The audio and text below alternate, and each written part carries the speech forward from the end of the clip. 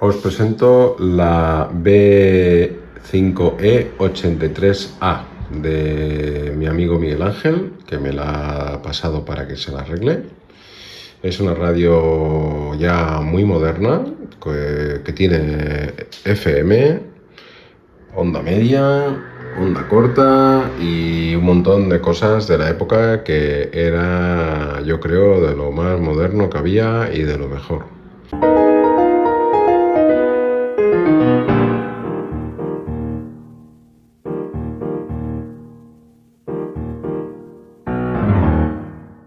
Bueno, pues acabamos de quitar la tapa y se le ve muy bien. La verdad es que como es muy moderna, pues la verdad es que está muy bien. Tiene polvo, como siempre, pero vamos. Pues lo hemos sacado de la caja y aquí lo tenemos. La válvula de salida, la detectora preamplificadora, la DFI, esta de aquí es la osciladora mezcladora. Yo creo que esto es el discriminador. Y entonces, cosas que he visto. Pues aquí está el hilo del dial, más que roto, parece como que está como... Bueno, el que hace girar la ferrita sí que está roto, pero el que hace moverse la sintonía está como dado de sí, pero no está roto, pero está totalmente sin, digamos, sin fuerza. Pero bueno, esto lo tengo que tratar con cuidado porque luego hay que armarlo bien. Y aquí lo vemos por debajo. Está bastante bien, lo único que pasa es que, claro, todos los condensadores son de papel, estos negros. Hay que cambiarlos todos porque estarán todos malos y evidentemente los electrolíticos. Por lo demás, pues se ve bien. Lo bueno es que no lo han tocado. Esta radio está intacta. Pues hemos ido repasando el esquema, verificando todos los componentes y como ya sabíamos, pues ha habido que cambiar todos estos condensadores de papel y ya tenemos la radio con sus componentes reemplazados. Ahora debajo queda bastante limpia y de momento pues no he visto nada más que esté mal. Por otro lado, para el electrolítico de la fuente de alimentación, lo que sí que he hecho ha sido vaciar el condensador y meter dentro los dos condensadores nuevos para que estéticamente quede bien. Y bueno, no se nota mucho, creo que ha quedado bastante bien. Ya tengo montadas las válvulas y vamos a ver si funciona. Pues muy buenas noticias. La radio funciona. Esto que escuchamos ahora es la onda media, que sin ponerle ninguna antena funciona ya muy bien. Como tiene la ferrita, pues tiene mucha sensibilidad. Pero bueno, lo importante es que está funcionando. En la onda corta, en la primera banda de onda corta, parece que hay algún problema con el conmutador, porque veis aquí que no va, pero también como que no hace buen contacto. En la otra onda corta sí que quiere funcionar y se nota que sí que está funcionando. Ya digo, no le estoy conectando ninguna antena y se nota que de alguna manera sí que sintoniza. Y la grandísima noticia es que en FM funciona.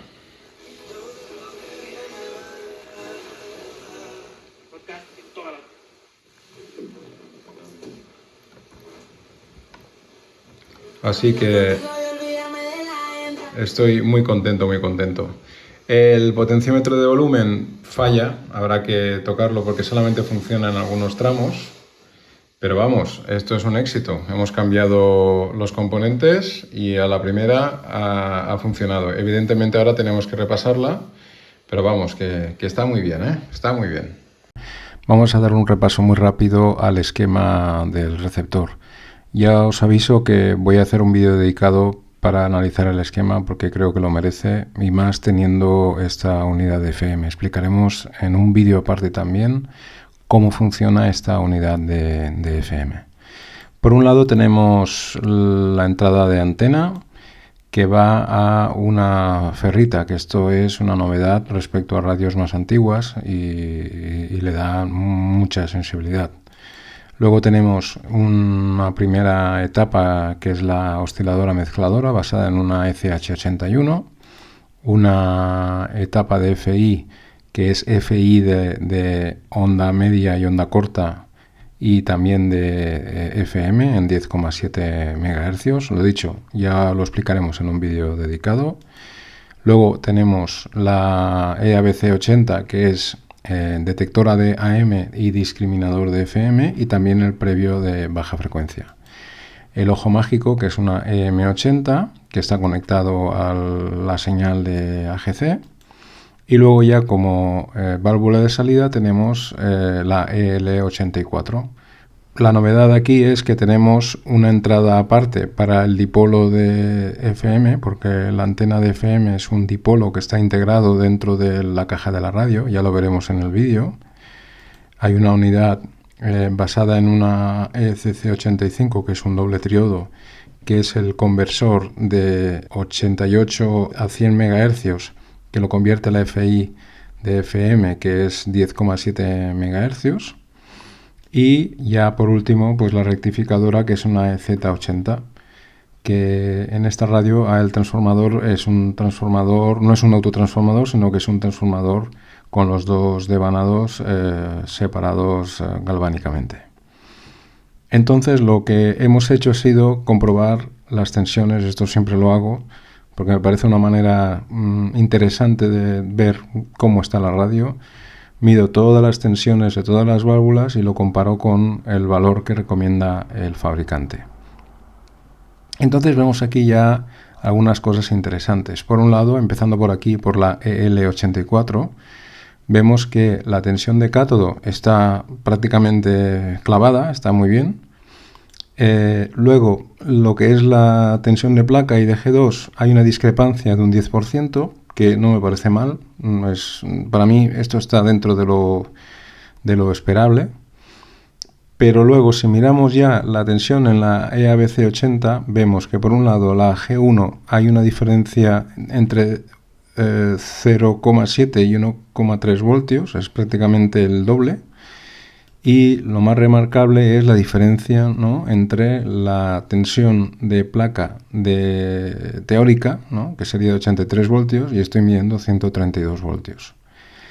Lo curioso es que funciona. O sea, lo hemos visto antes que la radio funciona bien y a priori, pues bueno, pues tenemos que ver, como mínimo entender por qué pasa esto, ¿no? Entonces, lo que he hecho yo ha sido precisamente analizar con un poco más de detalle cómo funciona la polarización de este triodo. Y según el esquema, pues la tensión en G1 viene definida por la caída de tensión en esta resistencia de aquí, en esta resistencia del triodo. Lo que pasa es que luego, revisando lo que realmente he montado, he descubierto que no es así. Que lo que dice el esquema no está bien. Y lo que hay es esto de aquí. Hay una resistencia de 16 ohmios, esta que veis aquí en la foto, conectada entre el punto medio del transformador y masa. De manera que la corriente que pasa por aquí genera una tensión negativa, que es de menos 1,3 voltios, que es la que se utiliza a través de esta resistencia de 560 K para polarizar la rejilla del triodo. Y es esto la razón por la que tenemos 1,3 voltios, porque es el resultado de esta caída de tensión aquí. Si miramos cuáles son las consecuencias, ¿no?, de tener esta tensión diferente, aquí lo que he hecho ha sido trazar la recta de carga del triodo con las curvas de características del mismo triodo para las diferentes voltajes de G1.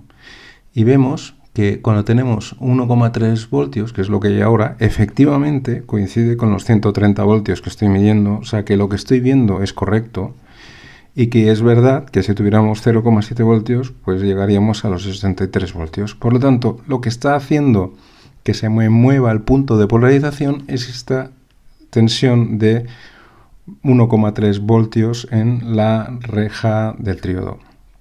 Viendo aquí la diferencia entre uno y otro, la válvula en cualquier caso está trabajando en una zona muy lineal, todavía tiene margen dinámico, incluso a mí me gusta más que esté más aquí en medio y funciona bien. Por lo tanto, yo no lo he tocado, no lo voy a tocar. Lo que sí que, bueno, me he quedado tranquilo de poder entender por qué había esa discrepancia en la tensión de placa.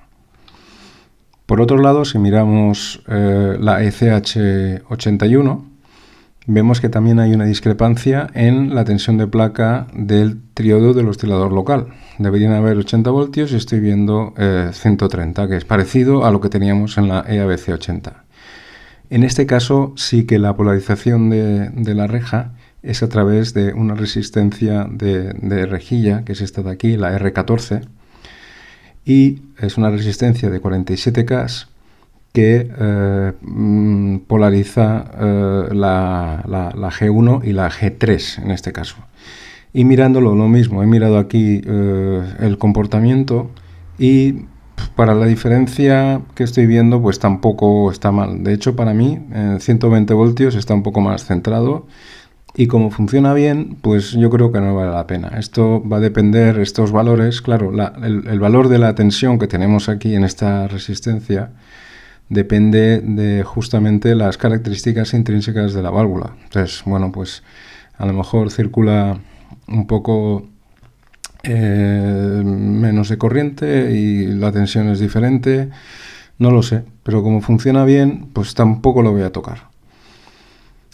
Una vez ya teniendo todo esto, pues lo que he hecho ha sido ya disponerme a cambiar el potenciómetro de volumen, porque el volumen no funcionaba bien, rascaba, de hecho está estropeado, y me he encontrado con, bueno, pues como con algo que me he encontrado muchas veces y que esta vez pues he querido estudiar un poco más, ¿no? Y son estos potenciómetros con 4 terminales que no he sabido nunca muy bien para qué servían, ¿no? En este caso tenemos esto que veis aquí, ¿no? Son los 3 terminales habituales de un potenciómetro y luego tiene una toma en uno de los extremos, que es esto que vemos aquí dibujado.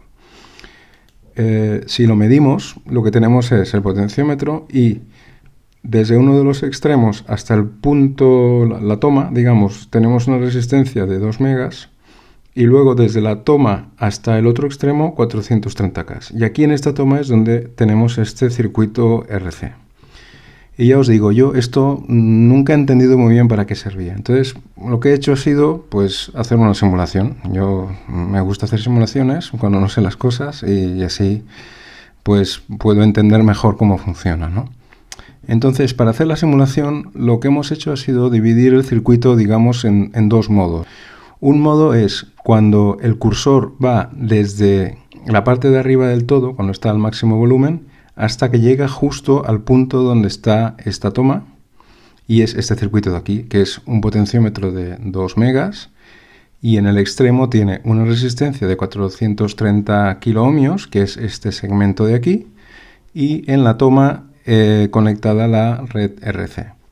Esto de aquí de después es ya pues, el circuito que va a la reja del triodo del previo de baja frecuencia. Y el otro caso sería cuando el cursor estaría por debajo de la toma y sería este dibujo de aquí. Sería como tener una resistencia de 2 megaohmios fija y un potenciómetro de 430K que va desde este punto hasta aquí. Entonces lo que he hecho ha sido simular cómo funciona. Y entonces aquí es donde he encontrado pues algo muy interesante. Y es que, como veis aquí, esta es la respuesta en frecuencia de este circuito de aquí para diferentes posiciones del potenciómetro. Entonces vemos que cuando el potenciómetro está totalmente en un extremo, pues la atenuación es 0 dB, significa que estamos a máximo volumen. Según vamos moviendo el potenciómetro, la atenuación va aumentando, es decir, el volumen baja y no se afecta para nada la respuesta en frecuencia. Pero curiosamente, cuando llego al extremo, justo cuando llegamos aquí, a esta intersección de aquí, se produce este efecto. Y aquí lo que estamos viendo es que ha aumentado la atenuación, baja el volumen, pero está dando énfasis a las frecuencias bajas, que van desde los 6 hasta los 80-100 hercios. Si simulamos ya la siguiente porción, cuando el cursor pasa después de esta toma, vemos que este énfasis, digamos, de las bajas frecuencias, de las muy bajas frecuencias, se sigue manteniendo y el volumen sigue bajando en función del movimiento del cursor. De hecho, al final tenemos una atenuación, como veis aquí, de más de 50 dB. Entonces, ¿esto qué quiere decir? Pues que este potenciómetro, cuando tenemos el volumen alto, se comporta como un potenciómetro normal, pero cuando bajamos el volumen, da énfasis a las frecuencias más bajas. Y esto, en realidad, es un control de loudness, que es una manera de compensar un efecto que tiene el sistema auditivo humano, que necesita, para volúmenes muy bajos, necesitamos mayor presión sonora. O sea, nuestro oído, cuando el sonido es muy bajo, necesita mayor intensidad de sonido para tener la misma percepción del tono. Y aquí lo que tienen, de esta manera, utilizando este método, es que están integrando esta compensación en volúmenes bajos de esta falta de respuesta en frecuencia que tenemos en el oído humano. En los amplificadores modernos de alta fidelidad, esto es un botón que tú puedes seleccionar manualmente. Normalmente esto ya no se hace y tienes un botón que tú puedes seleccionar, activar o no esta compensación de las bajas frecuencias para volúmenes muy bajos. Como no tengo potenciómetros de 4 pines, no los he encontrado, pues lo que he hecho al final es reemplazarlo por un potenciómetro normal de 2 megas. Pero bueno, por lo menos ahora ya sé para qué sirven estos 4 pines. Ya digo, seguramente alguno de vosotros ya lo sabríais, pero para mí ha sido muy interesante descubrirlo, ¿no?, y analizarlo. Bueno, pues creo que lo vamos a dejar aquí por hoy. Creo que ha sido un trabajo muy fructífero, porque enseguida que hemos cambiado los componentes la radio ha funcionado, y también hemos verificado pues que en general las tensiones están bien. Había algunas discrepancias, pero que hemos podido explicar de manera adecuada, y también hemos aprendido una cosa nueva con el tema del potenciómetro y la función de loudness integrada dentro de estos potenciómetros de 4 pines. En el siguiente vídeo continuaremos con el repaso de la parte de FI y la parte de radiofrecuencia. Y luego ya haré 2 vídeos aparte donde explicaré con detalle el esquema de la radio y un vídeo especial explicando el módulo conversor de FI, que es un módulo muy compacto y muy ingenioso y muy interesante. Así que nos vemos pronto. Hasta luego.